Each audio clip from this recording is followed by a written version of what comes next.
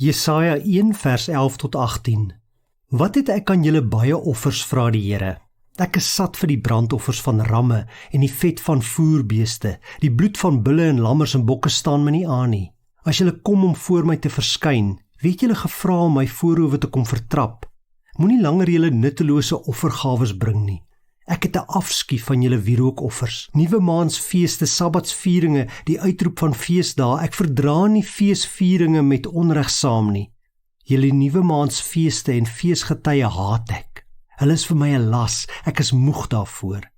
As julle julle hande in gebed uitstrek, sal ek my oë vir julle toemaak. Selfs al bid julle hoe baie, sal ek nie luister nie, want julle hande is met bloed bevlek.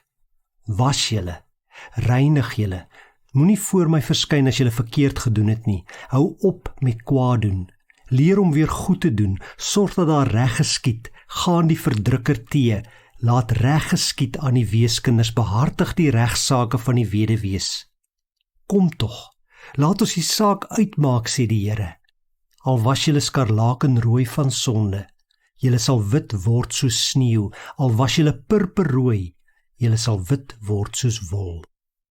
Hier in Jesaja 1 praat God met mense wat hom dien, met godsdienstige mense wat tempel toe gaan, wat offers bring, wat sê hulle is kinders van God, wat sê hulle het God lief, wat sê hulle dien God. Hulle bid, hulle steek hulle hande uit in gebed na die Here.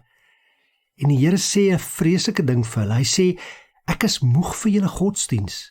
Ek verafskie julle offers. Ek haat julle feeste. Ek maak my oë toe as julle met my wil praat in gebed. As julle bid, wil ek nie meer na julle luister nie. Hoekom sê die Here vir hulle hierdie dinge? Hoekom voel die Here so teenoor mense wat hom dien? Want die Here sê, hierdie mense dien hom kamptig, maar hulle doen terselfdertyd wat verkeerd is. Hulle kom om hom te dien, maar hulle is nie gehoorsaam aan hom nie. Want hulle verdruk mense. Hulle buit mense uit. Weeskinders en weduwees word hulle eie lot oorgelaat. En dan kom sê die Here, as dit is hoe julle godsdiens beoefen, as julle dink julle kan op daardie manier my dien, dan maak julle 'n groot fout. Nee, dit help nie jy's godsdienstig en jy sê en jy maak en jy gee voor asof jy my dien nie, maar jy leef in sonde nie. As jy my wil dien, moet jy dit met 'n opregte hart kom doen. Dan moet julle sonde bely, en dan sê in vers 18 hierdie woorde, hy sê, kom tog, laat ons dan die saak uitmaak. Al was julle skarlakenrooi van sonde, julle sal wit word soos sneeu, al was julle purperrooi, julle sal wit word soos wol. Dien jy vandag die Here met 'n opregte hart? Gaan dit vir jou om hom, sy eer, sy glorie en sy heerlikheid? Of dien jy die Here uit jou eie oorwegings? Kom jy godsdienstige gebruike en praktyke na, maar eintlik het jy nie die Here lief nie, dan sê hy vandag vir jou, kom en maak die saak met my uit. Bely jou sonde. Ek wil dit vergewe.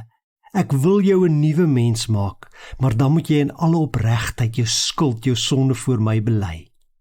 Here, ek kom bid, vergewe my waar ek in die verlede U wou dien en dalk gemaak het of ek U dien, terwyl my hart nie in dit was nie. Dat ek kerk toe gegaan het, gebid het, maar my oë gesluit het vir onreg rondom my. Waar ek mense kon help, ek nie gehelp het nie, omdat ek te selfsugtig was. Lei my vandag, maak my oë en my ore oop, sodat ek die wêreld vanuit U perspektief sal sien, en help my om vandag U liefde teenoor my naaste uit te leef. Dit bid ek in Jesus se groot en wonderlike naam alleen. Amen.